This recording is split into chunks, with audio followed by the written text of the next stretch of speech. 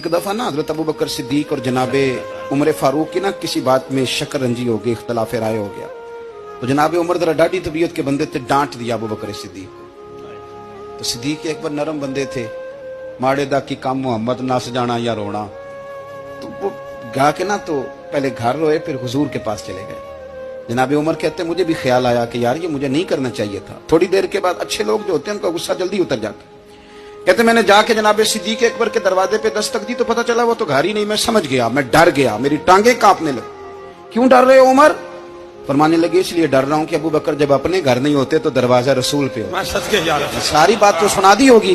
फरमाते मैं नबी पाक की बारगाह में पहुंचा, सामने अबू बकर बैठे हैं, पुश्त मुबारक मेरे करीम रसूल की काबे की जानब, चेहरा सिद्दीक अकबर की जानब, दोनों की गर्दनें झुकी हुई। जनाबे उमर पाक फरमाते हैं कि मैं बैठा था और सोच रहा था, सलाम ली, जवाब मिला, पर गर्दनें नहीं उठाई दोनों ने, मुकद्दस गर्दनें झुकी रही। मैं सोच रहा था कि अब हुजूर मुझे डांटेंगे तो मैं सिद्दीक के पैर पकड़ूंगा, मैं अली को सिफारिशी बनाऊंगा, मैं मिन्नत करूंगा, लेकिन कोई बोले तो बात बने ना। कहते जब देर हो गई, ये सुकूत भी बड़ा मुश्किल होता है। ओहो, अगर कभी वो चुप कर जाए तो ये भी बड़ा मसला है, महबूब भी चुप कर जाए। कहते मैं बड़ा परेशान हुआ, जब मेरा कलेजा मुंह को आया ना तो जनाबे उमर कहते मैं बोलने लगा तो आंसू मेरे पहले निकल गए।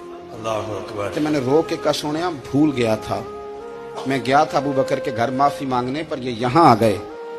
ये मेरे दोस्तों, इसमें मेरी तकरीर ना समझना, मेरे रसूल पाक के ये असल लफ्ज आपको किताब में मिलेंगे। आप तबक़ात इब्न साद उठा के देखें।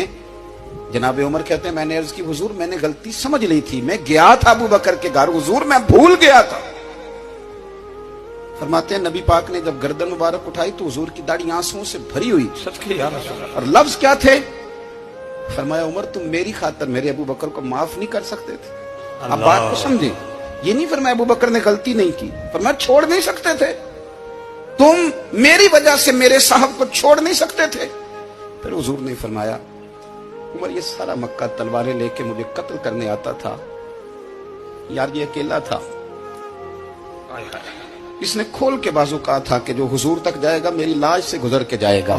पर मैं दुनिया भूल जाती है, मुझे याद है अबू बकर सिद्दीक ने माल भी दिया, औलाद भी दी, मेरी खातर छोड़ नहीं सकते थे। जनाब उमर कहते हैं मैं उसके बाद समझ गया कि मेरे मुस्तफा की रजा इसी में है कि अबू बकर को राजी रखा जाए। सुभान अल्लाह।